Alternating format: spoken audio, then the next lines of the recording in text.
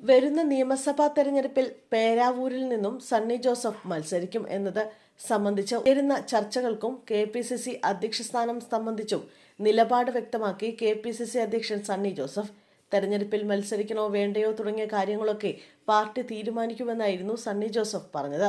സണ്ണി ജോസഫ് മത്സരിക്കുമെന്ന തരത്തിൽ പേരാവൂരിൽ വന്ന ഫ്ലെക്സുകൾ മാറ്റാൻ ആവശ്യപ്പെട്ടിട്ടുണ്ടെന്നും അദ്ദേഹം പറഞ്ഞു. നിയമസഭാ തെരഞ്ഞെടുപ്പിൽ താൻ മത്സരിച്ചാൽ KPCC അധ്യക്ഷ പദവിയിൽ നിന്ന് മാറുമെന്നതുൾപ്പെടെയുള്ള പല വാർത്തകളും താൻ കണ്ടിരുന്നുവെന്നും അദ്ദേഹം മാധ്യമങ്ങളോട് പ്രതികരിച്ചു. അതേസമയം ശബരിമല സ്വർണ്ണക്കവർച്ച കേസിൽ നിന്നും അയ്യപ്പ സംഗമ ക്രമക്കേടിൽ നിന്നും ഉത്തരവാദിത്തം മറ്റാരുടെയെങ്കിലും തലയിൽ കെട്ടിവെച്ച് രക്ഷപ്പെടാമെന്ന് കരുതേണ്ടെന്നും ദേവസ്വം മന്ത്രി രാജിവെക്കണമെന്നും സണ്ണി ജോസഫ് ആവശ്യപ്പെട്ടു. ശബരിമല സ്വർണ്ണക്കൊള്ള പോലെ വലുതാണ് അയ്യപ്പ സംഗമത്തിലെ തട്ടിപ്പെന്നും അദ്ദേഹം പറഞ്ഞു. വസ്തുനിഷ്ഠമായല്ല ദേവസ്വം മന്ത്രിയും ബോർഡും പറയുന്നത്. ഗൂഢാലോചന, പണാപഹരണം, കൃത്രിമ രേഖയുണ്ടാക്കൽ എന്നിവ നടന്നിട്ടുണ്ട്.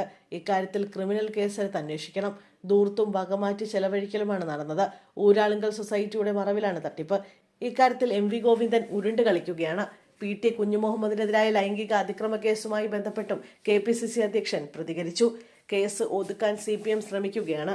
CPM നേതാക്കളെയും സഹയാത്രികരെയും സഹായിക്കാനാണ് പാർട്ടി എല്ലാ കാലവും ശ്രമിച്ചതെന്നും സണ്ണി ജോസഫ് ആരോപണമുയർത്തി. നിയമസഭാ തെരഞ്ഞെടുപ്പിൽ സണ്ണി ജോസഫ് പേരാവൂരിൽ സ്ഥാനാർത്ഥിയായാൽ പുതിയ KPCC അധ്യക്ഷനെയും ആദ്യഘട്ട സ്ഥാനാർത്ഥി പട്ടികയ്ക്കൊപ്പം തീരുമാനിക്കാനാണ് പാർട്ടി നേതൃത്വത്തിന്റെ തീരുമാനമെന്ന തരത്തിലുള്ള വിവരങ്ങൾ കഴിഞ്ഞ ദിവസങ്ങളിൽ പുറത്തു വന്നിരുന്നു. അധ്യക്ഷ സ്ഥാനത്തേക്ക് ബെന്നി ബെഹനാനാണ് മുൻഗണന എന്ന തരത്തിലായിരുന്നു ചർച്ചകൾ.